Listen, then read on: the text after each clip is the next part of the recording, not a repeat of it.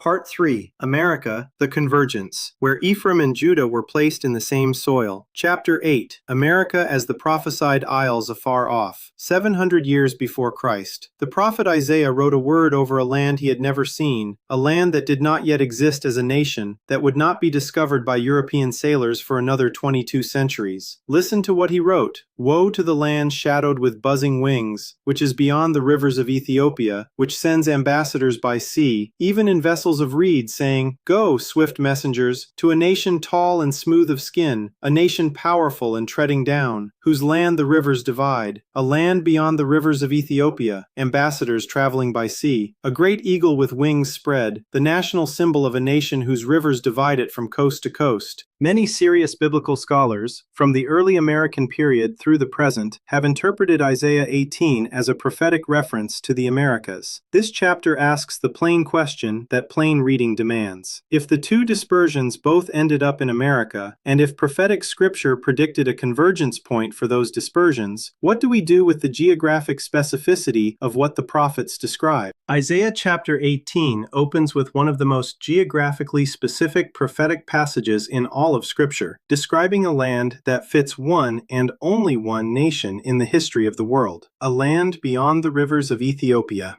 In the ancient world, the rivers of Ethiopia referred to the Nile and its tributaries, the northeastern African river system that defined the geographic horizon of the known world to its south. A land beyond those rivers, accessible only by crossing the Great Ocean, is a land in the Western Hemisphere, which sends ambassadors by sea in vessels of reed. From the founding of the Republic, American diplomats have traveled by ship to every corner of the earth. The seal of the United States has borne the image of the bald eagle, wings spread, since 1782. A nation tall and smooth of skin, powerful and treading down, whose land the rivers divide. The Mississippi, the Missouri, the Ohio, the Columbia, the Colorado. No nation in the history of the world has been so defined by its river system as the United States. The rivers divide the continent from north to south and east to west, exactly as Isaiah described. This is not modern American exceptionalism read backward into prophecy. This is the plain reading of a specific prophetic text and asking the honest question of what it points to. The evidence points west, across the Atlantic, to the isles afar off that Jeremiah would describe in his own prophetic word over the same gathering. Jeremiah chapter 31, verse 10. Hear the word of the Lord, O nations, and declare it in the isles afar off, and say, He who scattered Israel will gather him, and keep him as a shepherd does his flock. The isles afar off, not Babylon, not Persia, not any land reachable by caravan from the ancient Near East. The isles afar off are places that require ocean passage to reach, places so distant that the declaration must be carried there by ship, by the very ambassadors of Isaiah 18. And what is the declaration that is carried to those distant isles? He who scattered Israel will gather him. The same God who is sovereign over the scattering is sovereign over the gathering.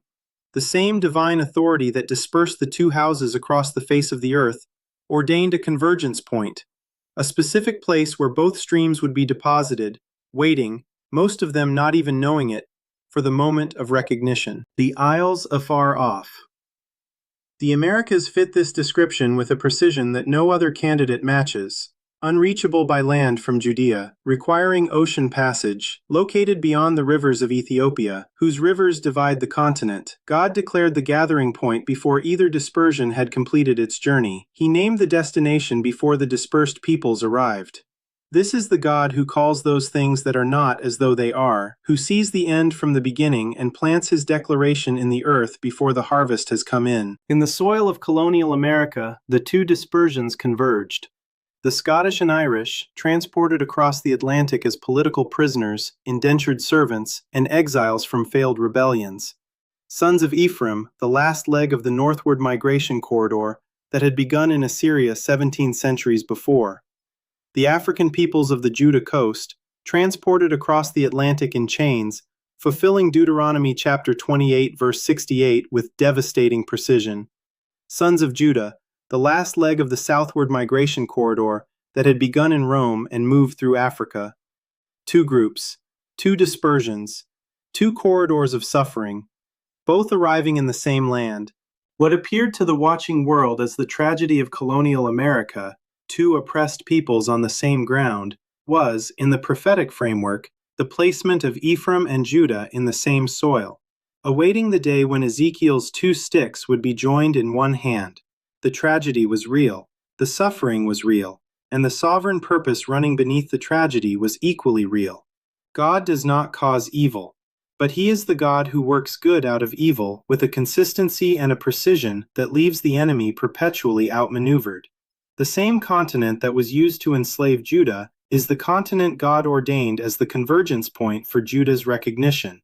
The enemy used America to separate the brothers. God is using America to reunite them. Ezekiel chapter 37 verses 16 and 17. Take a stick and write on it, for Judah and for the children of Israel his companions. Then take another stick and write on it, for Joseph the stick of Ephraim, and for all the house of Israel his companions. Then join them one to another into one stick, and they will become one in your hand. This is not spiritual metaphor. This is a specific national and covenantal prophecy about the physical reunification of the two houses of Israel under one Davidic king. Ezekiel then explains the vision without ambiguity. I will take the children of Israel from among the nations, wherever they have gone, and will gather them from every side and bring them into their own land. And I will make them one nation. They shall no longer be two nations, nor shall they ever be divided into two kingdoms again. Two sticks becoming one, Ephraim and Judah reunited, under one shepherd. This is not the story of the Jewish people returning to modern Israel in 1948 alone. That return involves Judah's remnant, but the northern tribes, scattered across Europe and America, have not yet been gathered. Ezekiel's prophecy awaits a fuller fulfillment. The two sticks are in the same land, America, the isles afar off, the convergence point, where the sovereign hand of God deposited both streams, not by coincidence, not by accident of empire, but by the same foreknowledge that named the destinations of both dispersions before either had taken their first step away from the ancient soil of Israel.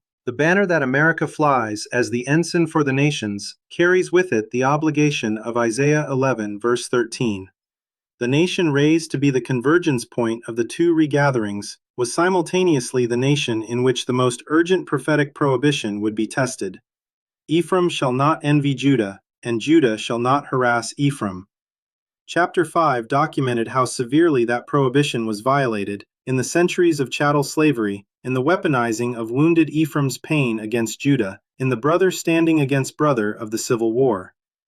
The banner was not raised without a cost, and the cost was paid in the blood of the covenant family on both sides of a war that was always, in its deepest register, about Judah's dignity. The ensign was raised, the gathering began, the prohibition was violated, the consequence was catastrophic. And yet, the God who wrote the prophecy did not revoke it. The convergence that was ordained before either family arrived on American shores is still ordained. The envy shall depart, the vexing shall cease, the two sticks shall become one. America was raised as a banner nation. The flag is not patriotism, it is a prophetic function, and the function has not been completed. The gathering is not finished. The two sticks are not yet fully one, but the God who scattered with sovereign precision will gather with the same precision. Let us hold the full prophetic picture together for a moment. Isaiah 18 pointed to a land beyond the rivers of Ethiopia, across the ocean, divided by its rivers, marked by the eagle, as the place where the prophetic drama would culminate. Jeremiah 31 declared that the gathering would be announced in the isles afar off, and that the God who scattered would be the God who gathered. Ezekiel 37 showed the two sticks, Ephraim and Judah, becoming one in the hand of God. Not one absorbing the other, not a spiritual metaphor, one hand, one purpose, one shepherd. Isaiah 11 named the gathering, from Assyria, Egypt, Cush, the islands of the sea, both northern and southern destinations, both dispersions, both families, and the banner nation raised in the middle of it. And Jesus himself, in John chapter 10 verse 16, spoke the words that tie every prophetic thread together. And other sheep I have which are not of this fold, them also I must bring, and they will hear my voice, and there will be one flock and one shepherd. One flock, not two, not Ephraim's flock and Judah's flock, one flock, one shepherd. That is the OneFold that this ministry is named for. That is the convergence that is coming. That is what America was raised to host. Chapter 8 has given us the geographic anchors of the prophetic convergence. America, the isles afar off, the land beyond the rivers of Ethiopia, the nation whose rivers divide it, the banner raised for the nations. The two dispersions arrived here, both families, both streams, same soil, same land, placed here not by accident, but by the same sovereign hand that scattered them.